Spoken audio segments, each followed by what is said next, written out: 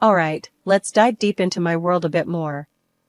Name's Nellie, and if you haven't guessed it yet, I'm all about that precision life.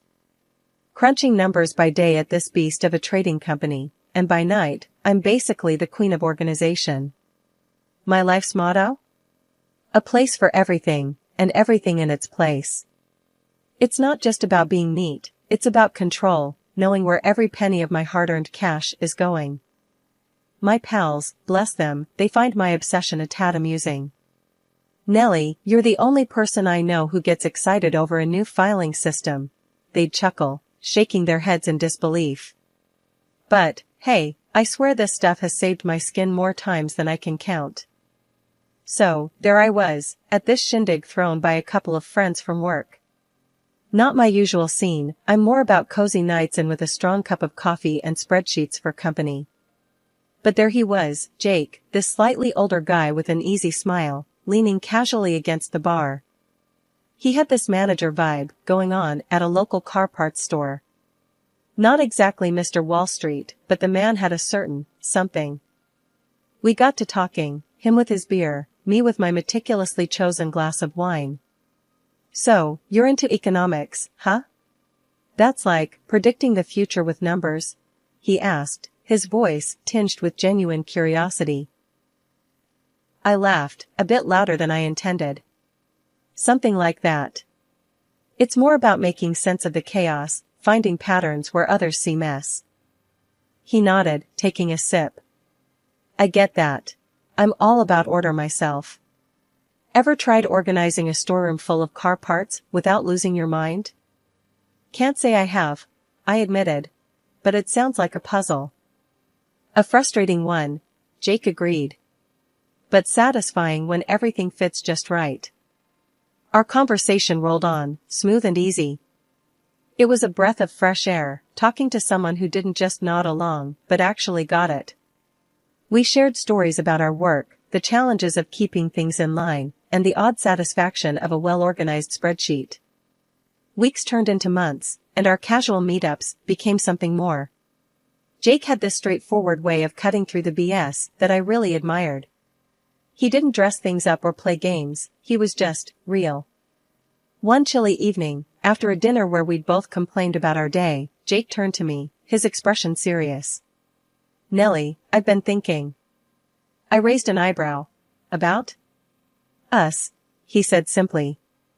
I know I'm not the kind of guy who goes for grand gestures, but I'm pretty sure I've hit the jackpot with you. I could feel my heart racing, the anticipation building. And I'm thinking, why wait? Nellie, will you marry me? He fumbled slightly as he pulled out a small, velvet box, revealing a ring that was elegant in its simplicity. It was so Jake, no fluff, no extravagant speeches. Just a straight-up proposal. And it was perfect. Yes, Jake. 1,000,000 times, yes. Planning a wedding, you'd think it's all about lovey-dovey stuff, picking flowers, and tasting cakes. Well, add a bit of family drama to the mix, and you've got a whole different ball game. Me and Jake, we decided to keep it simple, just close friends and family. Little did I know, the definition of simple was about to get a reality check. Jake's sister, Emily, she's got these 4 kids, right? Little tornadoes, I swear. The moment we announced our wedding date, I could see the mischief in their eyes. Jake, bless him, he's all laid back. Kids will be kids, Nellie. They'll be fine. Famous last words. As D-Day approached, I found myself knee-deep in seating charts and menu choices. One evening, Jake and I were finalizing the guest list. Are we sure about inviting the whole crew? I joked, eyeing the names of Emily's kids. Feels like we're summoning a hurricane. Jake chuckled, wrapping an arm around me. They're not that bad. Plus, Em needs a break. It'll be fine. Fine, I echoed, not entirely convinced. But love's about compromises, right? I figured, how bad could it be? Cut to the wedding day. The venue looked like something out of a dream, all decked out and ready. That is, until the mini hurricanes made their grand entrance. Running around like they owned the place, I watched as my carefully planned day teetered on the edge of chaos. Mid-ceremony, one of them knocked over a vase. Water everywhere. I caught Jake's eye, and for a second, he looked as panicked as I felt. But then, he just grinned and shrugged. That man, I tell you, unflappable. At the reception, Emily was off mingling, her kids running wild. Jake and I were trying to make rounds, thanking guests, when one of the little darlings decided to showcase his food fighting skills. I felt something splat against my back, cake, icing, and all. I spun around, ready to blow a fuse, when Jake caught my hand. Hey, it's just cake. Let's not sweat the small stuff today. Small stuff? Jake, they're turning our wedding into a circus, I hissed, trying to keep my voice down. He leaned in, a smirk playing on his lips. Makes for a memorable day, doesn't it? Memorable was one word for it. By the end of the night, I was exhausted, covered in various food stains, and sporting a headache from the constant din. But as we made our escape, Jake's hand in mine, I couldn't help but laugh. Your family's nuts, I told him, shaking my head. Yep, but now they're your nuts too, he teased, pulling me closer. Great. Just what I always wanted, I replied, rolling my eyes, but leaning into his embrace. After the wedding whirlwind, me and Jake settled into our new life together. It felt like playing house at first, both of us tiptoeing around each other's routines, trying to mesh our worlds without stepping on toes. We were living in this cozy, rented apartment downtown, close enough to both our jobs that the morning commute was a breeze. But it wasn't long before the newlywed bliss phase started to wear thin, and the real work of building a life together began. One evening, after a particularly long day at work, I found Jake sprawled on the couch, surrounded by a mountain of real estate listings. What's all this? I asked, dropping my keys on the counter. Jake sat up, a spark in his eyes. I was thinking, why not take the leap? Let's buy a place of our own. The idea of buying a house hadn't really crossed my mind yet. Are we ready for that? That's a big step. He shrugged. We're not getting any younger. Plus, think about it, no more rent, a place we can actually call ours. Come on, what do you say? I couldn't deny the appeal. The thought of having our own space, decorating it just the way we wanted, hosting dinner parties, and maybe, just maybe, starting a family, filled me with a mix of excitement and nervousness. Okay, let's do it, I said, the decision feeling right despite the butterflies in my stomach. Fast forward through the headache of house hunting, and we're standing in front of this quaint place that's now ours. It's got a backyard that's begging for a barbecue and more rooms than we know what to do with. I took the lead on kitting out our new digs, making sure everything was just perfect. Jake was all for it, but he couldn't help poking fun at me for keeping every receipt for the furniture and appliances. What's this, the Nellie Museum Archive? He'd chuckle, flipping through my meticulously organized folder. Hey, you never know when you might need to return something, I'd retort, not letting on how much I loved that everything in our home was picked out by me, with my own cash. It was more than just being responsible, it was a piece of me in every choice, every purchase. It felt good, building something together, making decisions. But beneath the surface, there was a tension brewing, a silent elephant in the room that neither of us wanted to address. I couldn't get pregnant. Months turned into a year, and every negative test felt like a tiny heartbreak. I tried to keep a brave face, focusing on our home, my work, anything but the growing fear that maybe motherhood wasn't in the cards for me. One night, lying in bed, Jake broke the silence. We don't have to keep trying, you know, if it's too much. I cut him off. No, I want to keep trying. It's hard. He pulled me closer, kissing the top of my head. We'll figure it out, okay? Whatever happens, we're in this together. His words were a bomb, but they couldn't quite chase away the shadow that had settled over us. The joy of our new home was tinged with the sadness of what was missing. Despite the struggles, life went on. We hosted barbecues, celebrated holidays, and filled our home with laughter and love. But the guest room that we'd earmarked as a nursery remained empty, a silent reminder of the one thing we couldn't seem to achieve. The whole ordeal with Emily and her brood turning our wedding into a zoo was getting out of hand. She'd rock up from the next town over, dumping her chaos at our doorstep with a "Hey, just passing through." Like clockwork, her arrival spelled the end of any peace and quiet. The kids, bless their hearts, were a handful, to put it mildly. Running around like they'd just been let out of a cage, screaming, fighting, you name it. And Emily? She'd just plant herself on our couch, launching into the latest saga with her husband like she was the star of some daytime drama. One of those Saturdays, she's mid-rant about her husband's new prank or something, and her kids are practically swinging from the light fixtures. I'm there, trying to keep my cool, but inside, I'm a second away from losing it. Emily, can you maybe, I don't know, get them to tone it down a bit? I ask, my voice tight with that edge of I'm trying not to scream here. She barely glances up, waving a hand dismissively. Oh, they're just being kids. Let them be. Let them be. Sure, it being means turning my home into a circus. It was later, during dinner, when the real kicker came. One of the kids decided to turn his spaghetti into a projectile, launching it across the table. I snapped. That's enough. We do not throw food in this house. Emily's face turned stormy, and she hit me with, maybe if you had kids of your own, you'd understand. That stung. More than she knew. Jake's there, but he's doing his best impression of Switzerland, staying neutral. Or maybe more accurately, siding with his sister by not siding with anyone. It felt like a betrayal, him not stepping in, not backing me up. Later, I corner Emily in the kitchen, trying to keep my voice level. You know that was out of line, right? What you said earlier. She's unapologetic, all but rolling her eyes. Oh, please. You're overreacting. It's just kids being kids. I'm fuming, but there's no getting through to her. And Jake? He's no help, always with the she's going through a tough time excuse. Like that's a free pass to disrespect our home. It got to the point where every ring of the doorbell had me tensing up, wondering if it was another surprise invasion.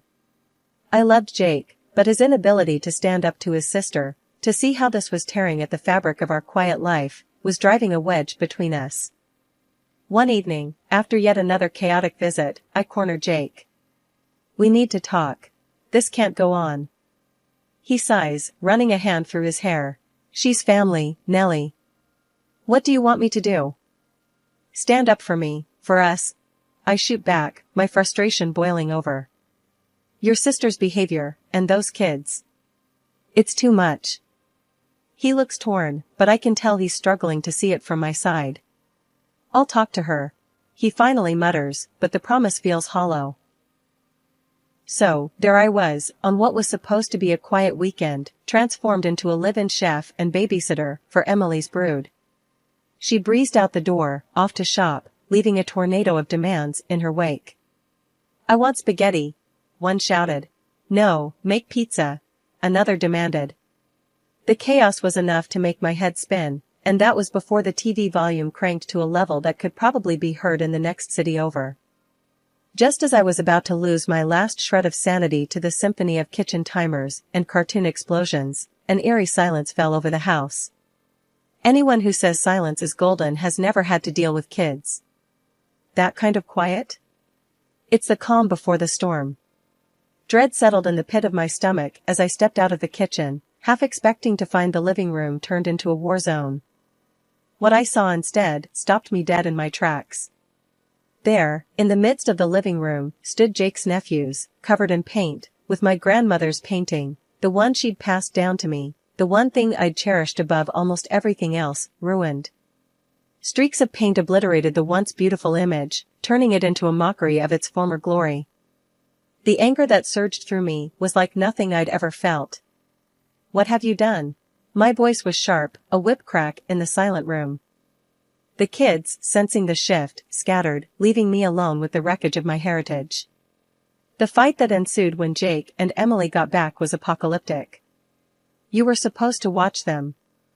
Emily had the gall to accuse, her words fanning the flames of my rage. These aren't my kids, Emily. It's not my job to watch them every second. I shot back, my voice hoarse with anger. Jake, ever the peacekeeper, tried to intervene, but there was no stopping this. "Nellie, they're just kids. We'll fix the painting." He tried to reassure me, but the damage was done, both to the painting and to us. "That's not the point, Jake. That painting meant the world to me. It's about respect, about understanding. Something your sister clearly lacks." I was beyond reasoning, the betrayal cutting deep. The argument spiraled, words like knives, leaving wounds too deep to see. Jake sided with Emily, a choice that stung more than I cared to admit. After that, silence.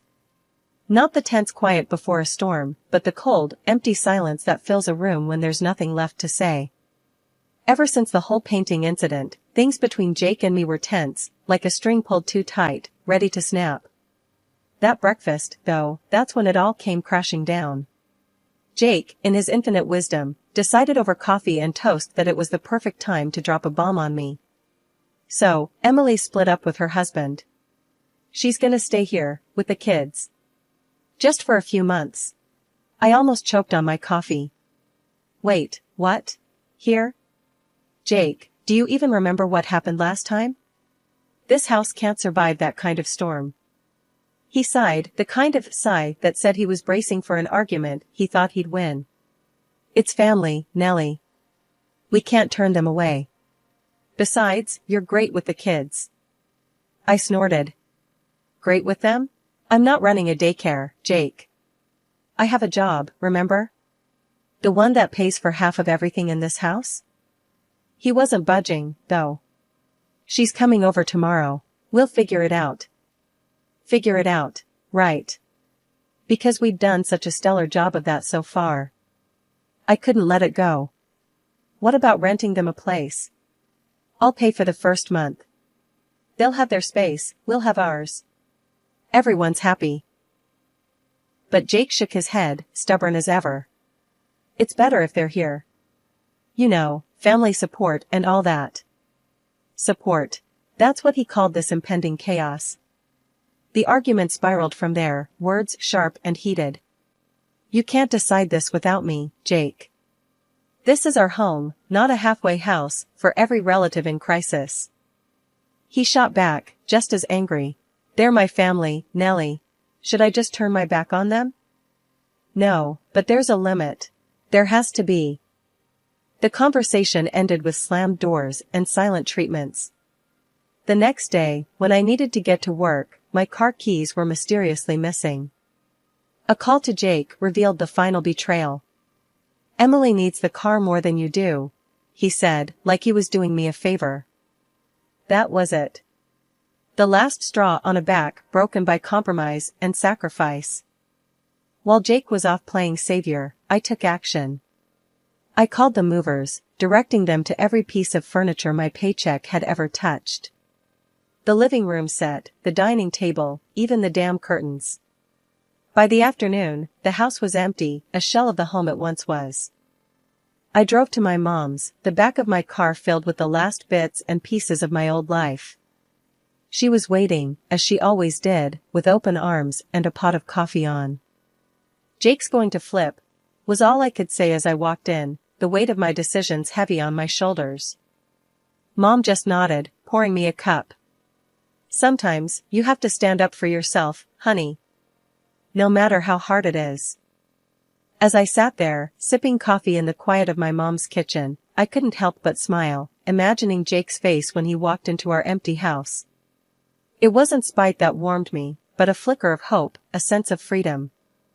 I had drawn a line, finally, after months of being erased and redrawn by everyone but me. In a few hours, my phone lit up like a Christmas tree with calls from Jake. I didn't pick up. Couldn't, really.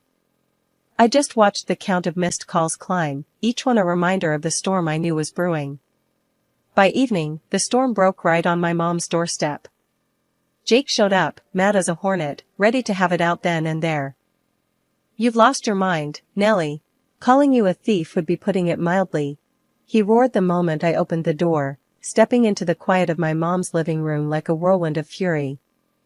I kept my cool, even as my hands itched to wring his neck for bringing all this drama to my mom's house. Thief? Really, Jake? Let's get this straight.